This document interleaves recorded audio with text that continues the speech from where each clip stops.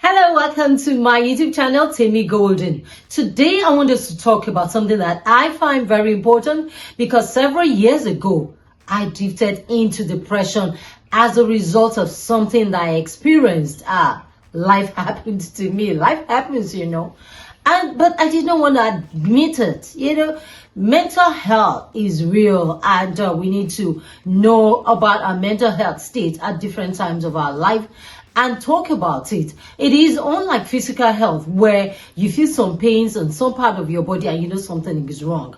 That's general. So you need to know about your mental health and the dangers of not paying attention to it. No issue about stigmatization this time around. It is real. And so I will be interviewing an expert. Some years ago, I did a course on mental health, Global Health Department of University of Washington, and that was when my eye really opened to a lot of things about mental health. But today we'll be speaking with a specialist, as a consultant, psychiatrist, a lecturer at University of Lagos, Nigeria, and also Canada, currently lecturing in university in Canada, talking about mental health. Let's do this because World Health Organization says 1 person out of 4 people will experience some form of mental health disorder in their life, and anxiety and depression are the most common types of mental health disorder. You might have experienced it or have someone going through it right now. So let us look into this. It is important to always remember that there is no health without mental health. We say this because our emotional health is very, very important, just as our physical health. What we see is people taking care of their physical health. They go to gym, they take enough water, they run around, they try to do things that will enhance their physical wellness. But what happens to mental wellness? It is important for us to know that stress is a precursor, is the first thing that you need to prevent if you don't want to have any mental illness. When stress accumulates in our body, it leads to burnout. And after that, if you don't take care of yourself, it will eventually cause mental illness.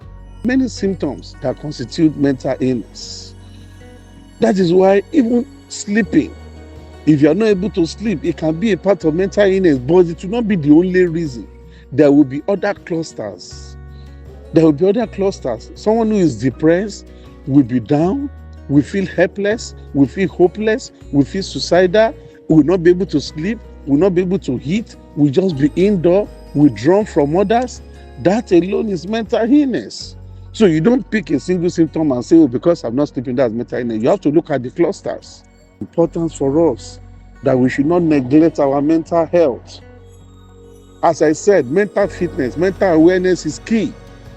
By making sure you avoid, there are many ways we can neglect our mental health. When you involve in arguments that are not necessary, you keep grudges, you secrete adrenalines or cortisol, hormones that are terrible, they can affect your mental health. When you make sure that you don't sleep, you make sure you don't eat, deprive the brain of glucose, it can affect your mental health.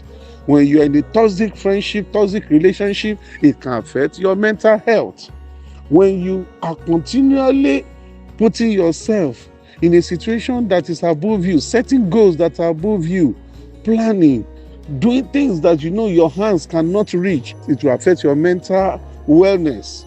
When you continue to engage in activities that is contrary to your ability, your power, it will affect your mental wellness.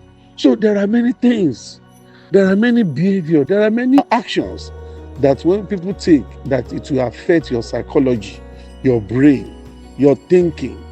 And that is why we tell people, if you are involved in anything and you think that your mental health is affected, just tell yourself, it's not worth my mental wellness. All right, welcome back. That was Dr. Nubi there, and I believe that was very informative. If there's anything you have comments or questions, anything, please send your comments the comment section below. As usual, stories. Let's hear a story relating to this issue of mental health. I'll be back afterwards. I'm Lizzie. I thought I knew what love was, but well, let me start from the beginning. Jonathan and I were engaged, 3 years together, and I thought we had it all figured out. But money was tight, so I took on odd jobs, worked myself to the bone. Every penny I earned, every moment of free time, it all went to him, to our future. I even took out loans, bought him a car, anything to make our dreams come true. I became a ghost of myself. No friends, no life outside of work and school. The mirror showed a stranger, hollow eyes, sunken cheeks, but I pushed on. But I told myself it was worth it. For us, for our dream home he was building. His photos, his updates, they kept me going. A light at the end of the tunnel. Then I learned the truth. The house, the life I'd sacrificed everything for, it wasn't ours. It was his and his wife's, and their child's. When I confronted him, he didn't even care, just dismissed me. His security guard pushed me out of the house I'd paid for with my sanity. I felt myself unraveling. The world became a blur of sleepless nights and screams. They took me to a hospital, a psychiatric ward. I'd lost myself completely. Days blurred into weeks, weeks into months. I was drowning in my own mind.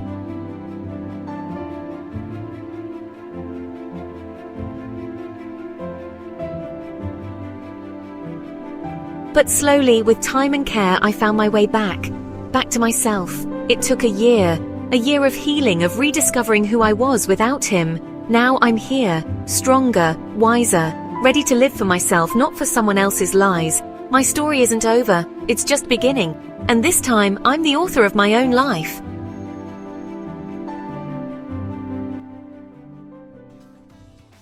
All right, thank you for being part of this edition. That's as much as we can take for today. We continue in our next edition on this issue of mental health, the symptoms, how you identify and know, so that you quickly do something about it before it gets too late, right?